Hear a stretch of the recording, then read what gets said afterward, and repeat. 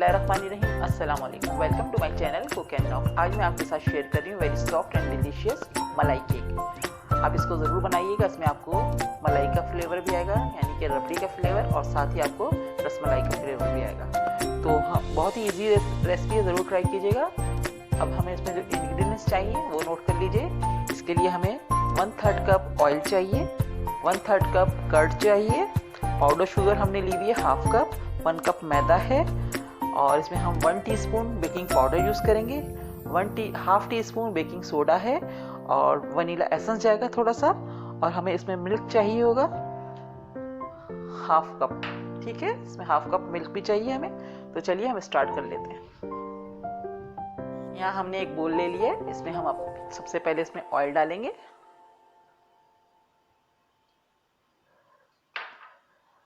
साथ ही हम इसके अंदर कर्ड डालेंगे। ठीक है, अब हम इसको विक्स की मदद से मिक्स करेंगे अच्छे से।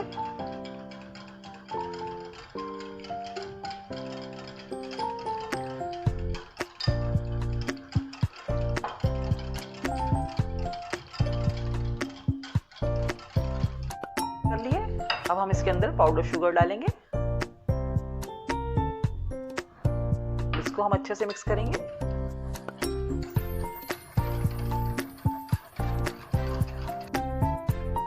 अब हम इसके अंदर अपने ड्राई इंग्रेडिएंट्स डालने हैं। इसमें 1 कप मैदा डालूंगी मैं, और बेकिंग सोडा और बेकिंग पाउडर हमने इसको छान के रखा हुआ है। एक दफ़ा इसको तीनों चीज़ों को छान के फिर मिक्स कीजिएगा। ठीक है, अब हम इसको मिक्स करेंगे।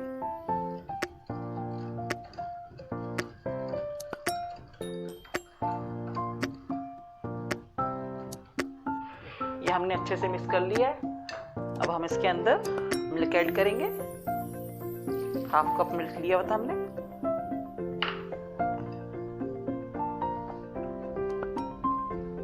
और साथ ही मैं इसके अंदर वनीला एसेंस भी डाल रही हूँ।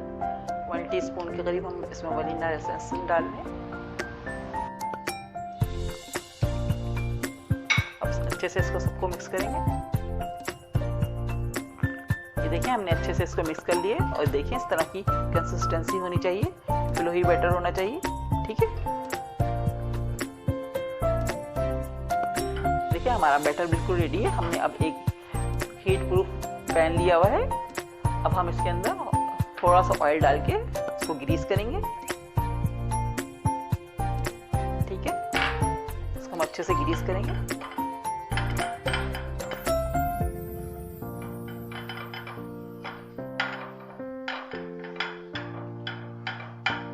ठीक है, ये हमारा ग्रीस हो गया। अब हम ग्रीस पैन में अपना बैटर डाल देंगे।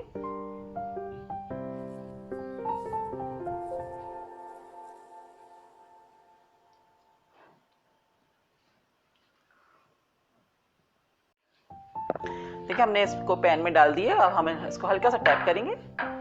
ठीक है, देखिए यहाँ पर मैंने एक कढ़ाई रख दी है। हम कढ़ाई में बेक करेंगे अपना केक, इसमें पकाएंगे। हमने इसमें एक स्टैंड रख दिया है, और उसमें हमने 1.5 गिलास पानी डाल दिया। ठीक है, अब हम इसको 5 मिनट के लिए इसको अच्छे से गर्म करेंगे। उसके बाद हम अपने केक का बैटर बेक होने के लिए इसमें रखेंगे। देखिए हमारे पानी में बॉयल आ गया, इसमें स्टीम बन गई है। हम अपने केक को स्टीम में पकाएंगे।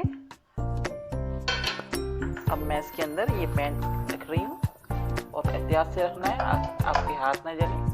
ठीक है, अब मैं इसको कवर कर दूंगी, और फ्लेम मैंने स्लो कर दिया, और 30 से 35 मिनट तक हम इसको पकाएंगे।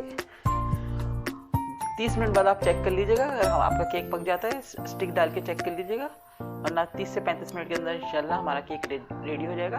उसके बाद हम इसका नेक्स्ट स्टेप करेंगे। यहाँ पर अब हम इसकी रबड़ी की तैयारी कर रहे हैं। इसकी मलाई जो हमने केक बनाने रखा है, उसके लिए हम जो मलाई डालेंगे ऊपर से, उसकी हम तैयारी करेंगे। इसके लिए हमने 1 लीटर मिल्क लिया हुआ है। इसके अंदर हम 3 टेबलस्पून मिल्क पाउडर ऐड करेंगे। अभी हमने फ्लेम ऑन नहीं किया। साथ ही हम इसके अंदर 3 टेबलस्पून कंडेंस मिल्क ऐड कर रहे हैं।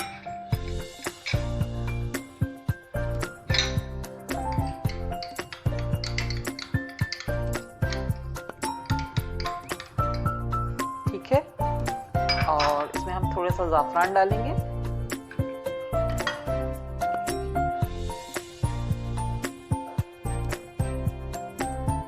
ठीक है, मैंने थोड़ा सा ज़ाफ़रान डाल दिया। अब हम इसको अच्छे से पहले मिक्स करेंगे, उसके बाद हम इसको फ्लेम को ऑन करेंगे ताकि हमारे लम्स ना बने। हमने पाउडर मिल्क डाला है, पाउडर मिल्क इसमें अच्छा सा डिज़ोल्व हो जाए।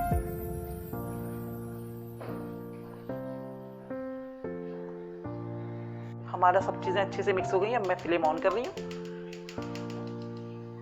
मीडियम फ्लेम पे मैंने इसको ऑन कर दिया चूल्हे को अपने, और हम इसको मिल्क को इतना पकाएंगे कि ये हाफ रह जाए, थिक हो गए, पक के हाफ रह जाए। ठीक है, उस वक्त तक हम इसको पकाएंगे।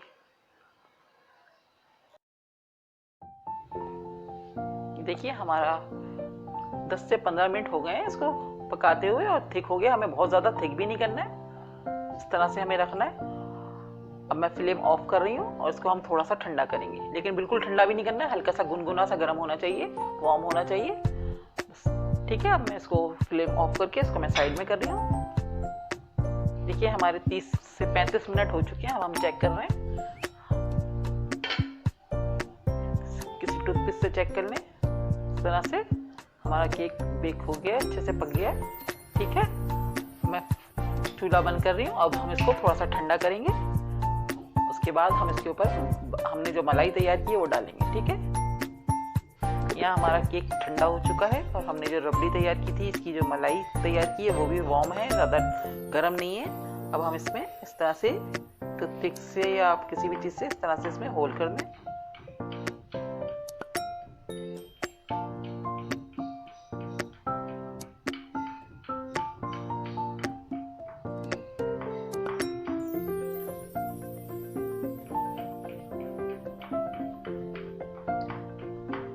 ठीक है, मैंने इसमें कर दिए। अब हम इसमें रबड़ी डालेंगे अपनी, जो हमने तैयार की हुई है।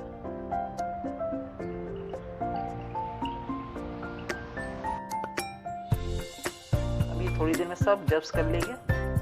हम इसमें थोड़ी सी बचाएंगे ऊपर से सर्विंग के लिए। ठीक है, अभी 5 मिनट में ये सारा एब्जॉर्ब हो जाएगा। फिर उसके बाद हम इसके पिस्ते और बादाम से गार्निशिंग करेंगे। हमारा केक ठंडा हो गया था और मैंने इसमें मलाई डाल दी थी, और काफ़ी हद तक इसमें सोक हो गई है मलाई। अब हम इस पर थोड़ा सा पिस्ते बादाम से गार्निशिंग करेंगे।